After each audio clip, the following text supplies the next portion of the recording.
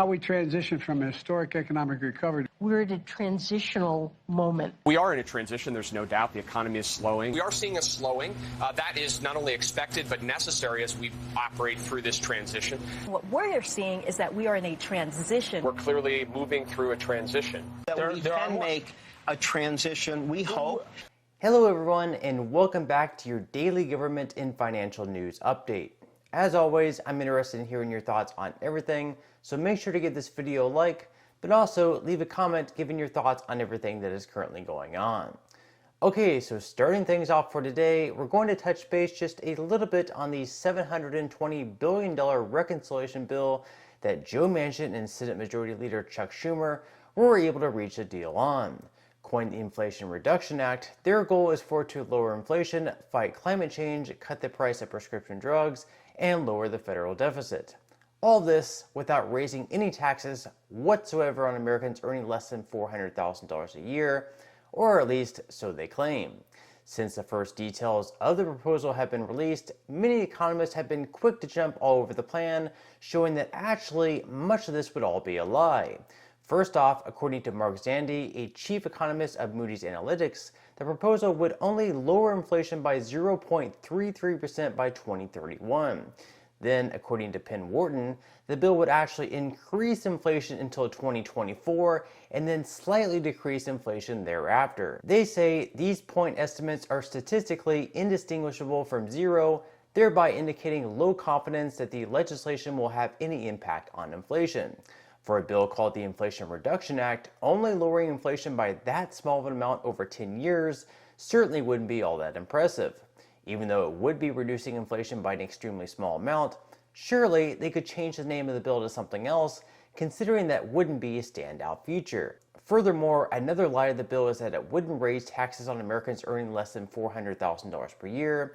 In reality, it's been discovered that any American earning more than $30,000 per year will pay more in taxes, and there will be a $16.7 billion tax increase on Americans earning less than $200,000. Two important data points came out from two different analysis groups over the weekend. The first was from Penn Wharton, and it found that the Inflation Reduction Act would actually increase inflation slightly until 2024 and then decrease it after that. So if the goal of this bill is to cut prices immediately, as the name suggests, this isn't it. The other one is from the Joint Committee on Taxation, and it says that the bill actually raises taxes on everyone. $16.7 billion tax increase on Americans earning less than $200,000, $14.1 billion tax increase on Americans earning between $200,000 and $500,000. That's not good. When were we going to learn about that? So with this bill certainly getting exposed for pretty much being completely worthless, Joe Manchin was questioned, what evidence do you have that this is actually going to do what you promised, which is to reduce inflation? Here is Senator Manchin's answer, which, spoiler alert, he doesn't have one. So what evidence do you have that this would actually do what this legislation is promising to do, which is reduce inflation? It's pretty much common sense if you look at the common sense. But, you know, I'm used to all the analysis going on. There's been 17 Nobel laureates who said that basically inflation would be transitory. So all Manchin has to offer is that it's common sense, but common sense would be looking at the analysis of these economists showing that this bill won't be reducing inflation much at all over the next 10 years. Also, the bill passing would result in President Biden backing out on one of his promises to not raise taxes on Americans earning less than $400,000 per year.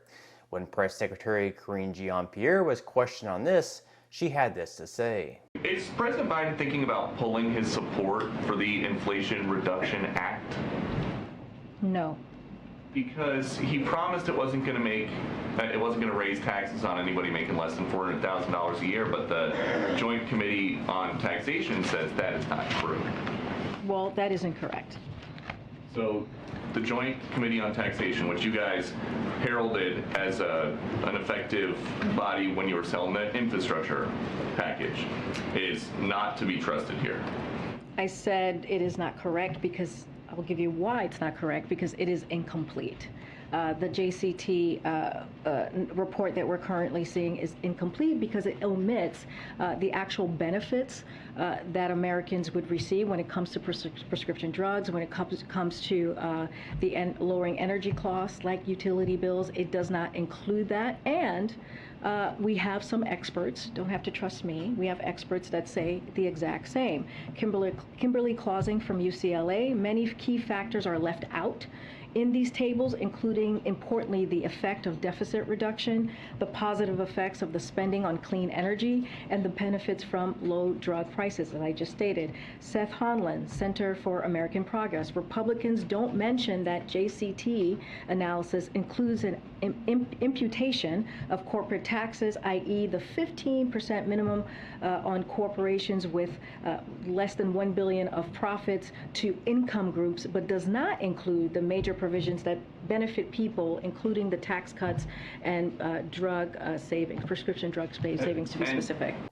Moreover, with the corporate minimum tax also in the bill, it's being shown that our manufacturing industry could be hit the hardest, meaning that many of these companies may begin to start laying off workers. Democrats' plans for that new corporate minimum tax would hit the manufacturing industry the hardest.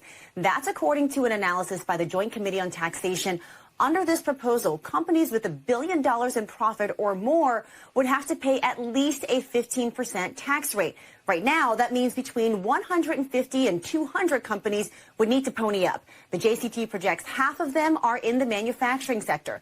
Tech and media companies make up 11%. Another 11% are holding companies, and wholesale and retail firms would be affected too. Now, Republicans are slamming this idea, warning about the risk of raising taxes ahead of a potential recession. Raising taxes during a recession usually isn't the smartest thing you can do, but Democrats look to push this through anyways. That is, if they can get Senator Kyrsten Sinema also on board with the bill, where it isn't yet clear whether or not she'll be supportive. Okay, now moving into some news regarding stimulus checks, where this month 7 states will begin sending out payments to their residents. In Delaware, they've been sending out $300 stimulus payments to every adult resident who has filed a 2021 tax return since the month of May, and they'll continue to send out more payments this month as well. In Florida, they're sending out a one-time payment of $450 per child to around 59,000 low-income families in the state, and part of their Hope Florida, a Pathway to Prosperity program. Over in Georgia, much like Delaware, they've also been sending out stimulus payments since the month of May and will continue to send out more this month, with checks totaling $250 for individuals and $500 for joint filers. Hawaii will also be sending out $300 checks to residents who earn less than $100,000 per year, or for joint filers, $200,000. In Indiana, they'll be sending out $125 payments to all taxpayers regardless of the income they make, and these payments have also been going out since the month of May. If you haven't received yours yet and live in Indiana, you can expect more payments to be sent out this month. Minnesota and New Mexico will also be sending out stimulus payments, with Minnesota sending out $750 checks and New Mexico sending out $500 payments. Not to mention, some other states such as California will start to send out stimulus payments in the month of October. So if you live in one of these states and have either received your stimulus check or expect to receive it in the near future, let me know in the comments section below. Okay, now moving into some money news, where the stock started out the week sluggish, with the S&P 500 dropping by 0.28%, the Dow Jones falling by 0.14%, and the Nasdaq in the red by 0.18%. Unfortunately, futures for today really don't look too much better, with Dow futures down 0.46%, S&P 500 futures down 0.67%, and Nasdaq futures down 0.81%. Like the stock market, Bitcoin has also dropped off over the last day, down by 2.15%, but overall still headed in the right direction over the last week, up by 8.22%. And so with Bitcoin and the stock market beginning to see some positive signs, even though it was in the red on Monday, it's been up pretty big over the last week and over the last month.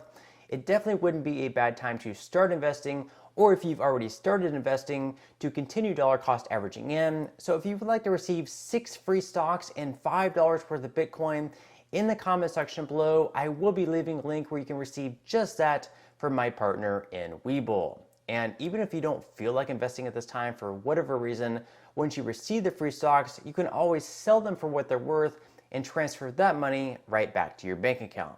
Now, in total, you should be receiving a value of around $50 or potentially more. Some people have received over $3,000 in the past, which this will be taxable, but still, you can think of it as just some free extra money with just a few minutes of work.